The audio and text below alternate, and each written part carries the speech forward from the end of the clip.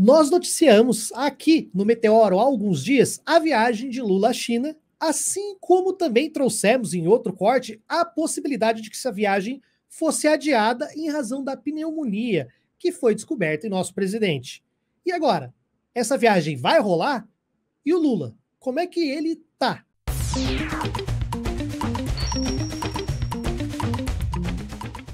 Bom, não vai ser novidade para ninguém que está assistindo essa live ou esse corte que o presidente Lula está doente, está com uma pneumonia em fase inicial e em razão dessa pneumonia ele acabou adiando e acabou adiando mais ainda. Ele tinha adiado em alguns dias primeiro a viagem, ele estaria viajando hoje para a China, né? A ideia era que ele tivesse adiado só até a data de hoje, domingo, que é o dia que nós estamos gravando esse corte, mas infelizmente, em razão da possível ou do perigo da doença, ele acabou adiando. Provavelmente essa viagem vai acabar acontecendo em maio. Olha só, por orientação médica, o Lula adia mais uma vez viagem à China. Nova data ainda não foi definida. Então é por enquanto isso que nós temos. E o que o Lula tem? O Lula tem um princípio de pneumonia, ou uma pneumonia leve, enfim, que é uma situação que talvez cause um pouco de cuidado, ainda mais num senhor de 77 anos. A gente sabe que a pneumonia é uma doença que, se não cuidar bem, ela pode evoluir, além de ser uma doença também que você pode passar para as outras pessoas. Então tem todo esse risco também que foi calculado, diferente de outros presidentes no passado. E para a gente entender um pouco mais sobre o estado, se é grave, se não é grave, a gente vai trazer aqui a chefe da delegação médica do Lula, em entrevista ao Globo News. É público, né, que a agenda do presidente é bastante cheia, né? A gente fez algumas viagens essa semana e já retornando da viagem houve a sugestão, né, de ir ao hospital para fazer exames, justamente pelos sintomas gripais, né, que a gente já publicou essa semana em nota, que o presidente vinha sentindo. Foi onde a gente fez o diagnóstico da pneumonia e iniciou já o tratamento. É claro que nenhuma pessoa gosta de parar suas atividades de trabalho, né? Principalmente para quem tem uma agenda tão corrida, ninguém gosta de parar suas atividades para se dedicar ao tratamento de doença, né? Ninguém gosta de ficar doente, mas não há dúvida também que o presidente entende, né, a necessidade nesse momento de começar o tratamento, né, de continuar o tratamento como ele vem fazendo e também de não expor mais ninguém à doença, né? A gente não precisa, né, mesmo estando doente ou mesmo sem querer parar a agenda, a gente também não precisa colocar outras pessoas em risco. Nesse momento, né, qualquer pessoa com mais bom senso, né, acho que é totalmente comum, né, da gente suspender as atividades de trabalho e entender o motivo, né, do cancelamento dessa viagem. Prudente. Só relembrando que nós tínhamos uma pandemia com um vírus mortal e nós tínhamos um presidente pedindo para as pessoas irem trabalhar, pedindo para as pessoas não usarem máscara para que contaminasse logo todo mundo. Então a gente está vendo uma mudança assim radical, né, de postura de um presidente e das pessoas que compõem esse governo. Né, sempre em primeiro lugar. E não adianta expor outras pessoas, nem continuar uma agenda com uma viagem de 25 horas, né, sendo que muito provavelmente talvez esse quadro agravasse. Então é um risco que a gente ponderamos juntos, né, que seria desnecessário e completamente inviável se viajar com influenza. Dá para notar que é uma diferença muito grande, né, Anderson?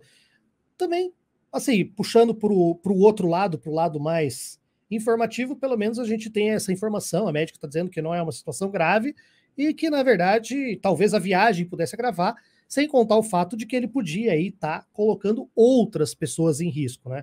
Então, a gente teve uma mudança muito radical de postura, você não acha?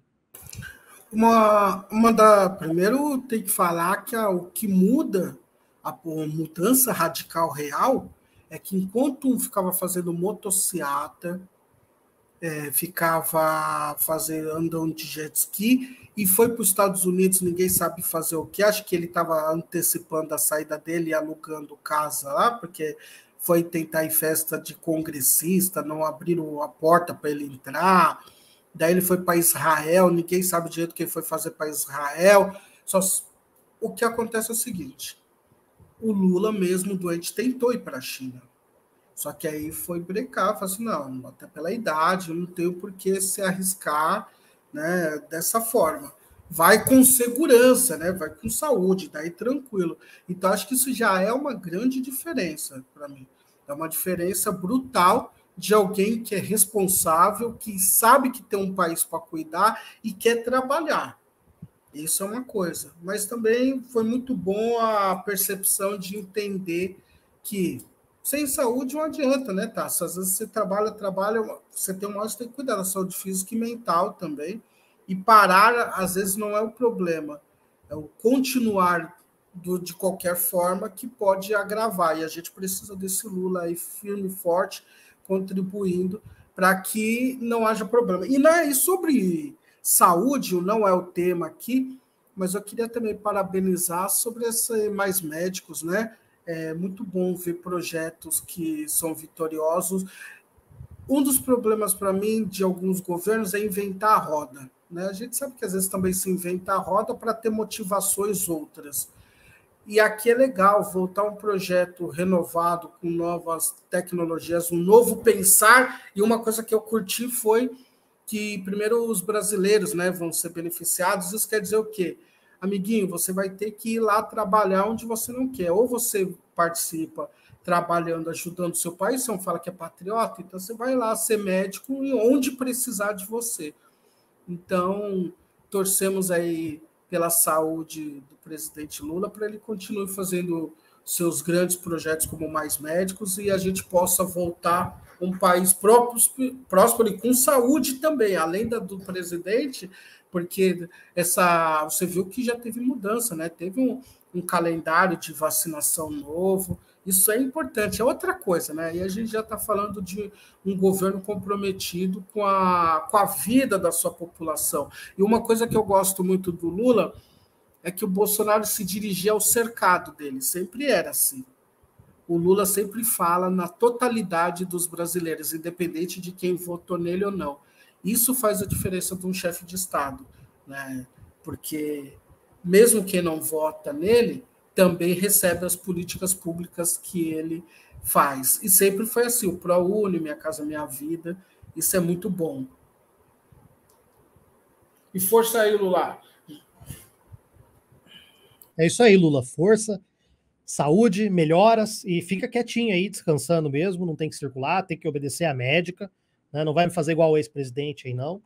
Tem que... Recomendação médica é recomendação médica, tem que acatar, tem que obedecer, e é isso. A não ser que seja médico cloroquiner, né? Porque infelizmente também tem médico cloroquiner, tem médico homeopata, tem muita coisa aí que é uma vergonha para a ciência, mas fazer o quê? Acabamos de falar de uma vergonha alheia de jornalistas, com o Pedro Cardoso também tem essas vergonhas alheias dentro da... Você quer mais do que aquela mulher, aquela oriental que era do governo do Bolsonaro, que estava no gabinete lá naquele gabinete. Então, é isso, você tem profissional de todos os tipos. Você estuda para ser advogado, para você fazer um PowerPoint igual aquela vergonha, que foi aquele PowerPoint que virou mais meme, chacota, né? E sendo que tem um monte de gente que gostaria de ter aquele diploma para contribuir de verdade, de forma séria para o país, né? Até hoje, uma dúvida que eu tenho, por exemplo, é como que o Moro conseguiu ser juiz, né? E é uma dúvida que, olha, eu queria que você um dia trouxesse esses professores de Curitiba aí para poder explicar para a gente, algum professor, que, olha, é uma coisa sui generis, assim. Você sabe o que são as cozinhas solidárias? Se não sabe, tá sabendo agora. E o nome é autoexplicativo, hein? São cozinhas que estão espalhadas pelo Brasil, montadas bem pertinho de locais críticos, onde tem muita gente vivendo a chamada insegurança alimentar, que é um nome bem menos amargo para fome, né? Esse projeto foi implementado justamente no momento mais crítico da pandemia, quando o Brasil lidava com um governo negacionista, capaz de negar tudo. Até o inegável. Alguém já viu alguém pedindo um pão na porta ali no caixa da padaria? Você não vê, pô. As cozinhas solidárias são obra do MTST, o Movimento dos Trabalhadores Sem Teto. Eu sei que te disseram que eles vão invadir sua casa e vão tomar o que é seu, mas não se engane, o MTST não é um banco. E as cozinhas solidárias mostram muito bem como é o espírito do movimento. Um movimento formado por gente que se une para se ajudar, por gente que entende que trabalhando em conjunto aumenta as suas chances de sobreviver e de ir além da mera sobrevivência, transformando o mundo ao redor. A gente veio, almoçou, achamos boa comida e se oferecemos para pegar e ajudar, lavar a louça, cortar coisa. Deu para entender como funciona, né? Todo mundo pode ter um papel nessa iniciativa. E você também pode ser um elo nessa corrente de solidariedade. Você também pode fazer parte desse esforço que é urgente e é necessário. Porque fome não tem só a ver com pobreza. Fome não tem só a ver com os rumos da economia. A fome no Brasil é uma escolha política. E a questão é, será que você concorda com essa escolha? Porque está colocada aqui uma chance de mostrar que não. Você não compactua com isso.